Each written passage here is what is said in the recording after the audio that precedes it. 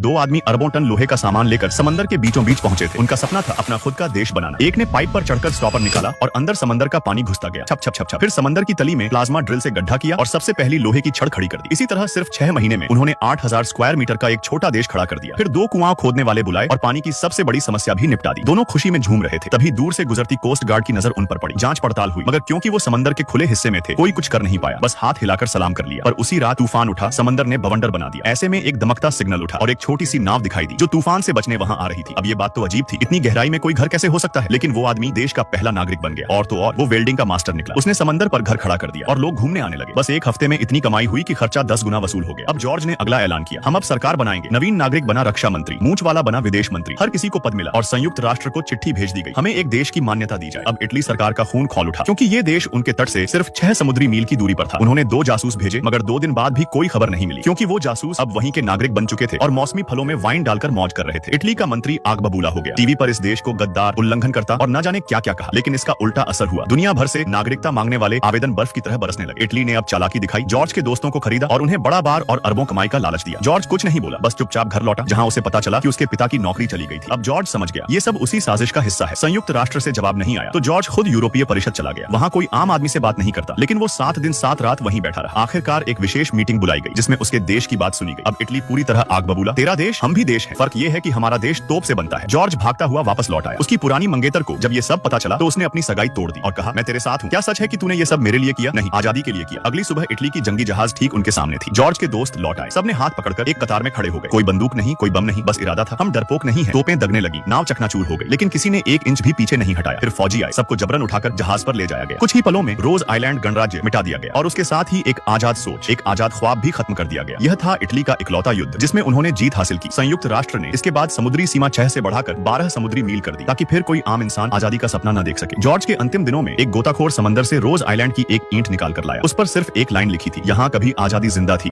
लड़का इतना गरीब था कि फुटबॉल तक नहीं खरीद सकता था, इसलिए वो आम से ही पैरों का खेल सीखता था। लड़कों ने पुराने कपड़ों और मोजों से मिलाकर एक बॉल बना ली। गली ही उनका मैदान बन गई थी। ऐसे ही खेल खेल में उस लड़के का खेल बहुत तेजी से सुधरने लगा। उसको सबसे ज्यादा प्यार फुटबॉल से था। एक दिन लड़का छत पर चढ़ गया। वो रेडियो पर फुटबॉल मैच की आवाज सुन रहा था, लेकिन उस दिन ब्राजील फाइनल हार गया। ये सुनकर लड़का बहुत उदास हो गया और रोने लगा। उसने अपने पापा से वादा किया कि एक दिन वो जरूर ब्राजील को वर्ल्ड कप जितवाएगा। अगले दिन लड़का और उसके दोस्त एक लोकल मैच खेलने गए। उनके पास जूते नहीं थे और उन्होंने बेडशीट फाड़कर जर्सी बना ली थी। जब वो मैदान में उतरे तो लोग उन पर हंसने लगे। अपनी इज्जत बचाने के लिए उन्होंने कूड़े में पड़े हुए जूते पहन लिए, लेकिन वो जूते उनके पैरों में ठीक से नहीं आ रहे थे। इसी वजह से वो बार बार गिर रहे थे। आधे मैच में ही 4 गोल उनके खिलाफ हो चुके थे।